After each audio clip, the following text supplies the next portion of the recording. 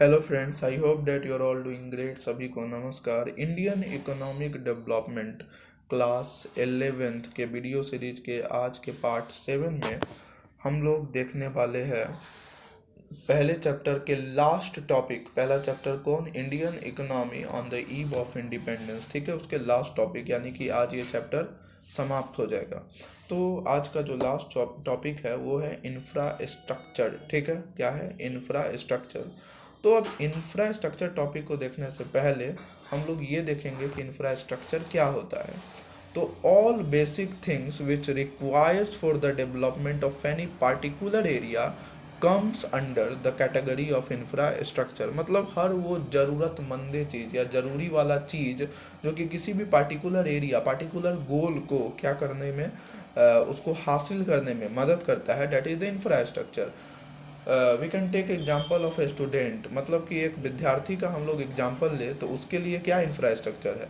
उसके लिए इंफ्रास्ट्रक्चर है कि उस जिस भी क्लास में है उस हिसाब से उसको क्या मिले, एक सही टीचर्स मिले, उसको हिसाब से जो भी नेसेसिटी वाली बुक है वो मिले, उसको नोट्स बुक मिले, पेन मिले, ऐसा इन्वायरमेंट मिले जहाँ की वो सही शांति से पढ़ सके। तो that is the infrastructure for education and we can say that for a student. ठीक है, तो ये है इसके लिए इंफ्रास्ट्रक्चर, स्टूडेंट और एजुकेशन के लिए। बट जो हमारा टॉपिक है आज का वो हम लोग नेशनल वाइड, यानी कि किसी भी नेशन के डेवलपमेंट में कौन कौन इंफ्रास्ट्रक्चर लगता है उसके बारे में बेसिकली हम लोग बात करेंगे। तो यहाँ पे यदि हम लोग एक राष्ट्र के तौर पर, एक कंट्री के तौर पर इंफ्रास्ट्रक्चर देखें तो टू टाइप्स में होता है, बांटा जाता है इसको।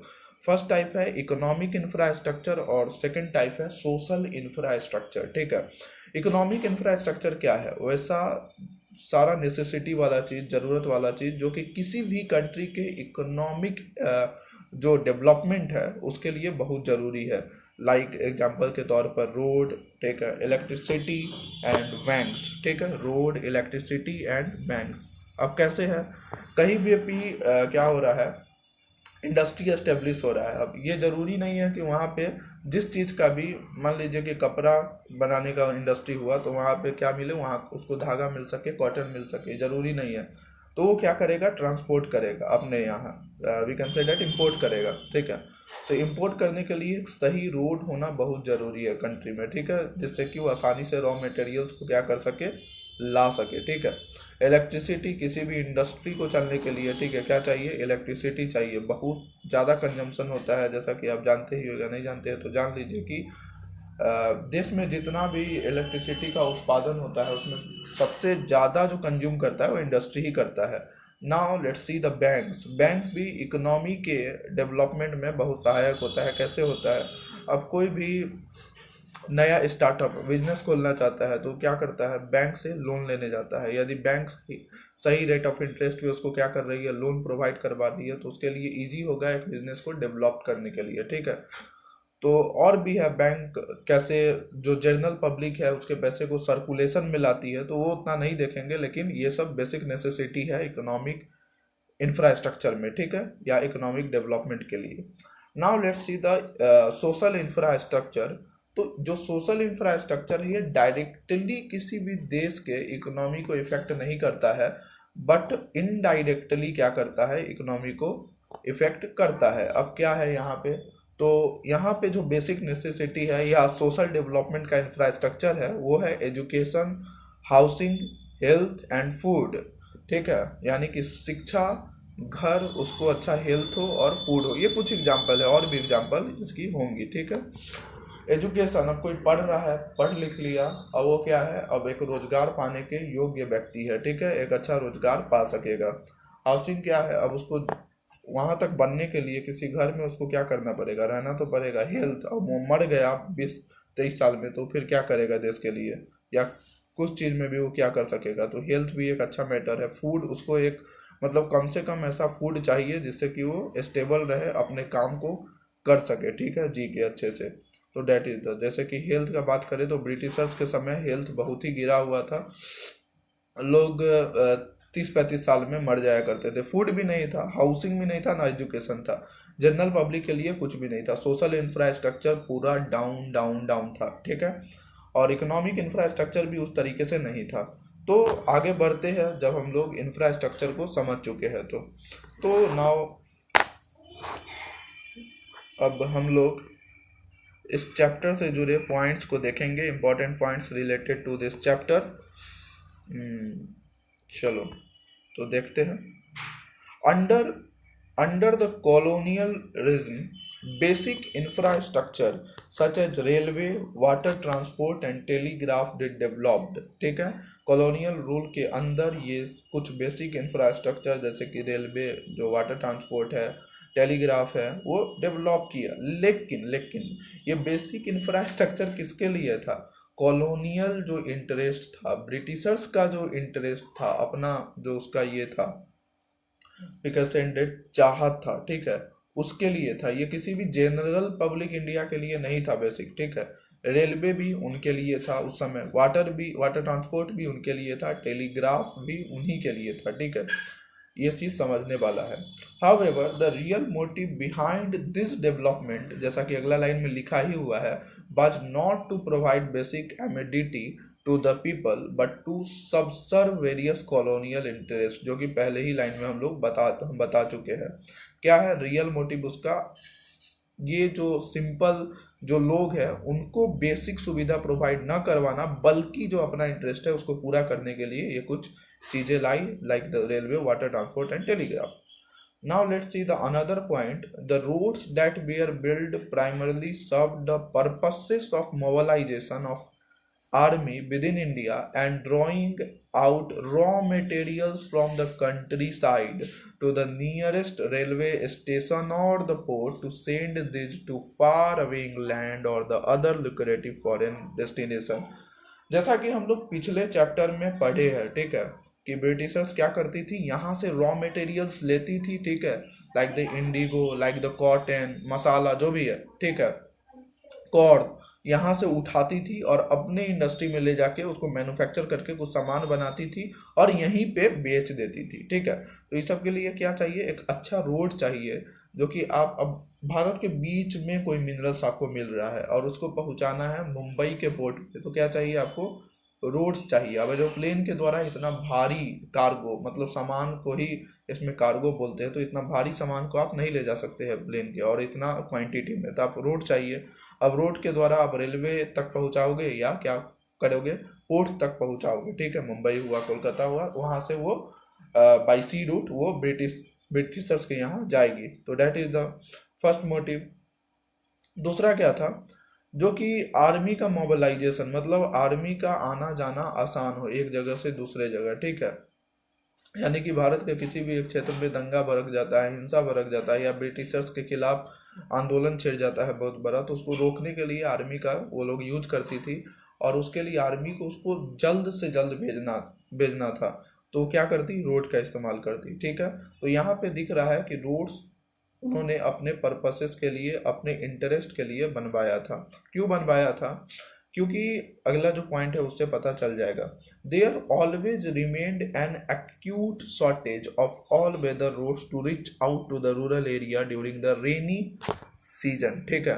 मतलब कि यहाँ पे एक बहुत ज़्यादा शॉर्टेज था ऐसा रोड्स का जो कि रूरल इंडिया को जोड़ रही हो। जैसा कि हम लोग जानते हैं कि उस समय भी 70 से 75% जो भारत की आबादी है वो गांव में निवास करती थी और वहाँ से कोई भी कनेक्शन नहीं था। वहाँ फेमाइंस आती थी, ठीक है, कुछ डाइजीज फैल जाता था गंदगी के कारण, ठीक है। उसके बाद क्या आता था? रेनी सीजन में बाढ़ आ जाता था या बहुत बारिश हो गया तो उससे दिक्कत, ठीक है। तो वहाँ पे कोई भी पहुँचने का इन लोगों को चाहत नहीं था। Naturally, therefore, people mostly living in this area suffered gravely during the natural calamities and famines, ठीक है, भूखमरी और जो भी प्राकृतिक आपदाएं आती थी उसके लिए कोई भी चिंता नहीं था, रोड ही नहीं जुड़ा हुआ था, तुम जाओगे कैसे? The British introduced the next point is the British introduced the railway in India in 1850 and it is considered as one of the most important contribution of British। But जैसा कि हम लोग पहले भी देखे हैं कि उस समय के लिए ब्रिटिशर्स का कोई भी ये नहीं था ध्येय या मोटिव कि हम लोगों को कुछ रेलवे दे के हम लोगों का फायदा किया जाए। देख ही चुके हैं रेलवे का भी किस तरीके से वो इस्तेमाल कर रहा था, ठीक है।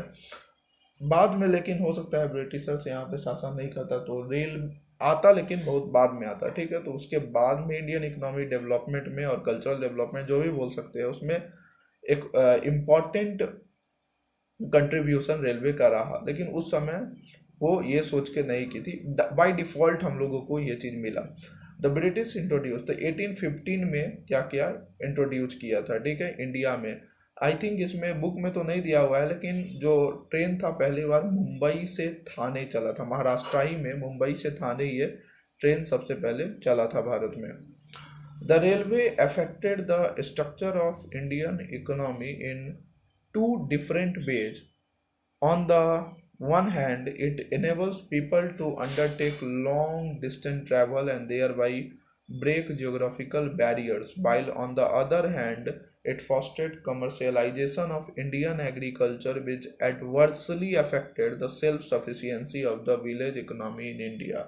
मतलब कि अब जो लोग थे वो लंबा लंबा जो सफ़र है उसको आसानी से रेलवे के द्वारा क्या कर सकते थे, पूरा कर सकते थे, ठीक है। तो एक ये हुआ कि ये जो जियोग्राफिकल बैरियर्स था, भारत भी बड़ा देश है और यहाँ से वहाँ जाना जो बहुत कठिन था अब लोग कर सकते थे ट्रैवल। और दूसरा कि जो इंडियन एग्रीकल्चर है उसके कमर्शियलाइजेशन में भी बहुत सहारा दिया क्या, रेलवे। कमर्शियलाइजेशन मीनिंग कि एग्रीकल्चर बेसिकली अब प्रॉफिट के मोटिव से होगा, ठीक है, और जो भी क्रॉप्स प्रॉफिट देंगी उसको उगाएंगे। अब लोगों के बेसिक नेसेसिटी से कि लोग धान खाते हैं कि गेहूं खाते हैं उससे कोई मतलब नहीं है, जो भी पैसा दे रहा है ब्रिटिशर्स को उसका खेती लोग किसान करेंगे, मतलब ज़बरदस्ती करवाया जाता था, ठीक है। जो कि इंडिया के सेल्फ सफिशियंसी, विलेज के जो सेल्फ सफिशियंसी था, अब सेल्फ सफिशियंसी मतलब कि इंडिया उतना उगा पाता था, इंडिया का विलेज, जिसमें कि वो अपना पेट भर सके, ठीक है, उसको कहीं भी मांगने का जरूरत नहीं था। That is the self sufficiency of Indian village, ठीक है। The introduction of the expensive system of electric telegraph in India similarly serve the purpose of maintaining law and order. फिर अब टेलीग्राफ कोई हम लोगों के लिए नहीं लाया था कि चिट्ठियाँ भेजे हम एक दूसरे को, नहीं, ऐसा नहीं है। वो अपना लॉ एंड ऑर्डर मेंटेन करने के लिए टेलीग्राफ लाया था। कहीं भी कुछ होता है तो तुरंत टेलीग्राफ के द्वारा क्या करे, उस सिचुएशन को समझे परखे या जो भी इंस्ट्रक्शन है दे सके अपने आदमियों को। तो that was the work of telegraph, ठीक है। नाउ चैप्टर यहाँ पे ख़त्म होता है आखिरी टॉपिक के साथ, जो कि हम लोगों ने इंफ्रास्ट्रक्चर को देखा। यहाँ पे अब कुछ कंक्लूजन है जो इसको लिखे नहीं है, वैसे भी आपको बुक पढ़ना चाहिए, पढ़ाने के बावजूद 1 से 2 बार जरूर पढ़ना चाहिए। तो कंक्लूजन यहाँ पे क्या निकलता है, निष्कर्ष, यानी कि पूरे चैप्टर को पढ़ने के बाद हम लोग क्या खास पॉइंट्स पे पहुँचते हैं, डैट इज द कंक्लूजन, ठीक है। खास पॉइंट पे ये पहुँचते हैं कि 1947 तक, जब 15 अगस्त 1947 तक जब ब्रिटिशर्स हम लोगों को आज़ादी दिया या हम लोगों ने ब्रिटिशर से आज़ादी लिया, ठीक है, इस पर अभी बहस नहीं होगा। तो बेसिकली हम लोगों को 15 अगस्त 1947 को आज़ादी मिला और उस समय पे जो कंडीशन था भारत का वो बहुत ही डाउन टू अर्थ था, मतलब बहुत ही बेकार था यहाँ पे, ठीक है। यहाँ का जो एग्रीकल्चरल सेक्टर है वो पूरा बर्बाद हो चुका था, ओवर बर्डन था, मतलब ज़्यादा लोग, जितना काम नहीं है उतना भी उसमें लगे हुए थे फालतू का। और वहाँ का उस समय प्रोडक्टिविटी, आज भी प्रोडक्टिविटी कम है और सब देश से, लेकिन उस समय तो और भी प्रोडक्टिविटी गिरा हुआ था। जो इंडस्ट्रियल सेक्टर है वो भी क्या था, वो भी अपने धरातल में था। जैसा कि हम लोग देखे थे कि खास बहुत डाइवर्सिटी नहीं था इंडस्ट्रियल सेक्टर ऑफ इंडिया में, ठीक है। मतलब इंडिया के जो इंडस्ट्रियल सेक्टर है उसमें खास डाइवर्सिटी, खास मॉडिफिकेशन, मतलब ऐसा मशीनीकरण भी नहीं था, ठीक है। तो उसके कारण वो भी उतना कुछ अच्छा परफॉर्म कर नहीं रही थी, ठीक है। पब्लिक सेक्टर का तो डेवलपमेंट ही नहीं हुआ था। वैसे भी किसी भी देश में पब्लिक सेक्टर का जब डेवलपमेंट तब होता है जब वो देश कुछ ऊंचाइयों पर रहती है, मतलब अपने इकोनॉमिक प्रोग्रेस में रहती है, ठीक है। धरातल में रहे हुए देश में पब्लिक जो ये है सेक्टर है वो कभी विकास में नहीं दिखेगा, ठीक है। तो पब्लिक जो सेक्टर है वो भी गिरा हुआ था, ठीक है। Service sector, sorry, public sector नहीं, सर्विस सेक्टर, ठीक है। तो तो यहाँ पे कंक्लूजन निकलता है। फिर जो सोशल इंडिकेटर्स हम लोग देखे थे, ठीक है, डेमोग्राफिक कंडीशन में वहाँ पे सोशल इंडिकेटर्स देखे, जैसे कि लोग कितने पढ़े लिखे हैं, लोग का क्या लाइफ एक्सपेक्टेंसी है, ठीक है, ये सब भी गिरा हुआ था। तो सोशल डेवलपमेंट भी धरातल में, इकोनॉमिक डेवलपमेंट भी धरातल में, और 1943 तक भारतीय सरकार को ये सारे चीज़ों से जूझना था। और आगे के जो भी हमारे ये होंगे इस बुक से रिलेटेड चैप्टर, उसमें हम लोग यही देखेंगे कि भारत इस सारे चीज़ को किस तरीके से मैनेज किया, क्या अच्छा किया और क्या बुरा किया इसके मैनेजमेंट में, ठीक है। तो बस आज का जो ये वीडियो है समाप्त होता है, और ये जो चैप्टर भी चालू था वो भी समाप्त होता है। वीडियो अच्छा लगा लाइक कीजिए, शेयर कीजिए, सब्सक्राइब कीजिए। चलिए चलते हैं।